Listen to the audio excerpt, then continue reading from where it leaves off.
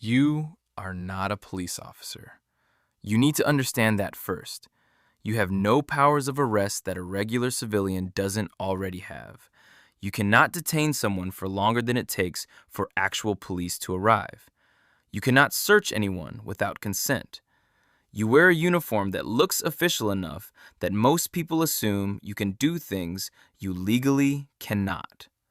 That assumption is the entire job. You are 23 years old. You failed your A-levels. You applied to 6 different places in 1 week: a warehouse, a call center, a council depot, a supermarket, a driving school, and this. This one called back first. You did a 4-day SIA license course in a Travelodge conference room in Croydon. You paid £245 for the license out of your own pocket. Nobody told you that up front. You found out on day 1. You paid it anyway because you needed the job and the job needed the badge, and that was the deal. Your first post is a retail park in Dartford, a Next, a Sports Direct, a Greggs, a Boots, and a car park with 400 spaces. You start at 6 in the morning. You finish at 6 in the evening. 12 hours. You get 1 half-hour break, unpaid. You stand at the entrance to the retail park and you watch people arrive. That is the job. You watch them arrive. You watch them leave. You stand there in between. The radio on your shoulder crackles every 20 minutes. Control checking in. You say your call sign. You say, all clear. All clear means nothing happened. Nothing happens most of the time. You learn this quickly. The job is mostly duration, the ability to stand in one place for a very long time and stay awake and not let your eyes go blank in a way that people can see. It is February. The wind comes off the car park flat and cold. Your boots are steel-capped and heavy. Your jacket is black and polyester and breathes like a bin bag. By 8 a.m., your feet hurt.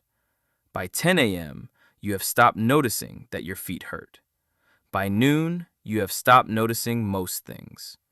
You watch a woman argue with a traffic warden for 11 minutes. You do not intervene. Not your jurisdiction.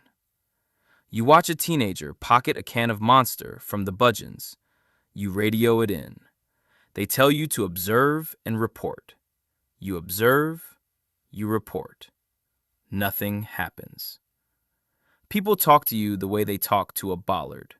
Around you, through you. A man asks you where the toilets are, and when you tell him, he walks away before you finish the sentence.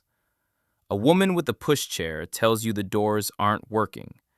You say you'll look into it. You radio control. Control says it's not your responsibility.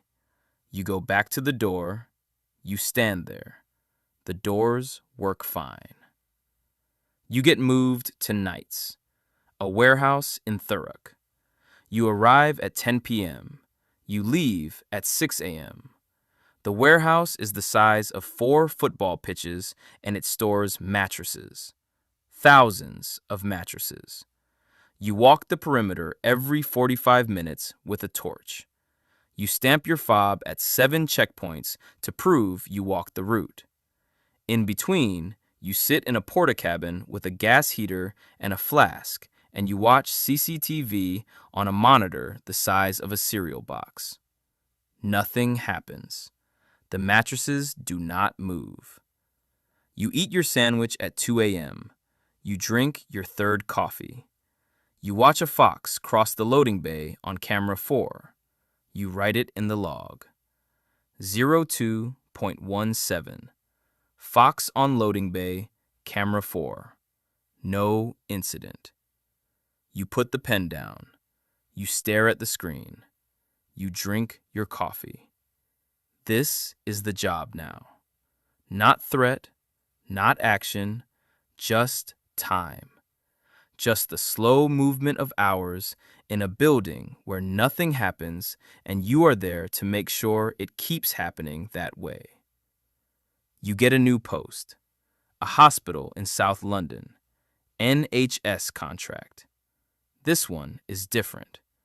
The wards are understaffed and the A&E fills up every Friday night, and sometimes they call you in to help manage the waiting room. A man is drunk and shouting.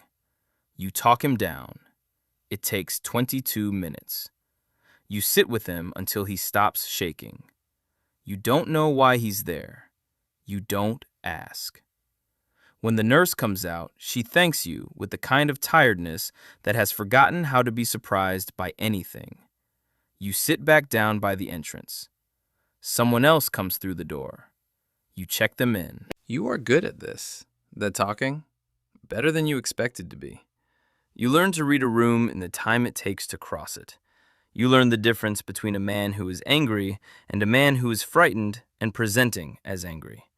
You learn that most people who cause a scene are not dangerous. They are just at the end of something. You learn to be calm in the specific way that calm is contagious, to lower your voice when theirs goes up, to take up less space in the room.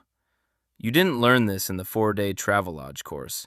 You learned it here, on the floor, in real time, for £11.80 an hour. By year 2, you stop noticing the shift length.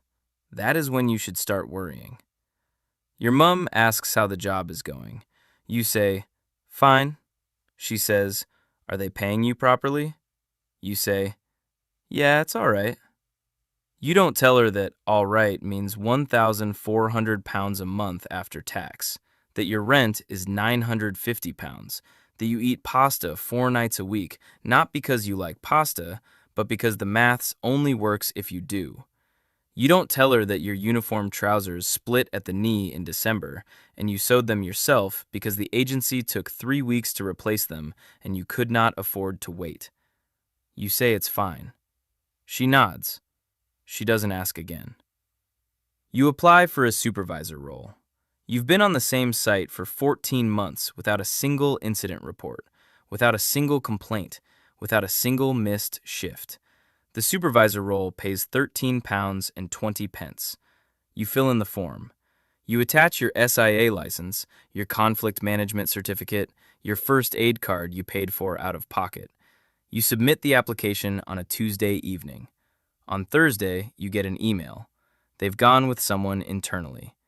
You close the email. You put your phone down. You pick up your bag. You start the night shift. You get home at 6:30 a.m. The light is coming up over the estate. Birds are going. Someone on the 3rd floor has a baby that won't stop. You take your boots off at the door the way you always do. You don't want to bring the floor of wherever you've been into the flat. You make toast. You sit on the edge of your bed. You eat the toast. You lie back. You close your eyes.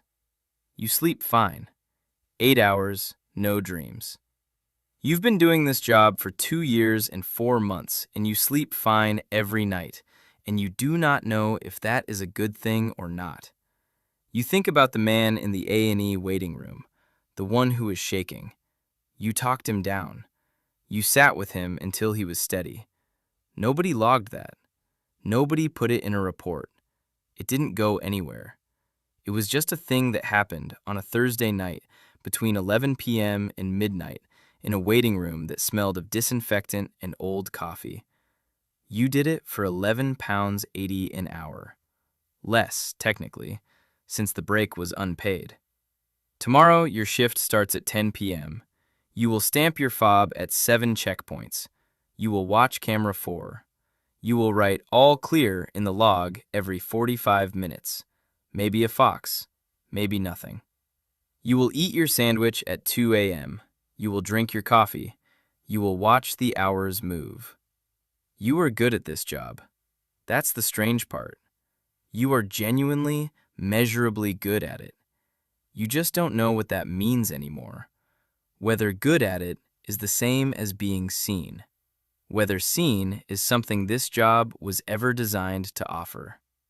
You set your alarm for 9 p.m. You close your eyes. You sleep fine. That's the thing about duration. Eventually, you just learn to inhabit it.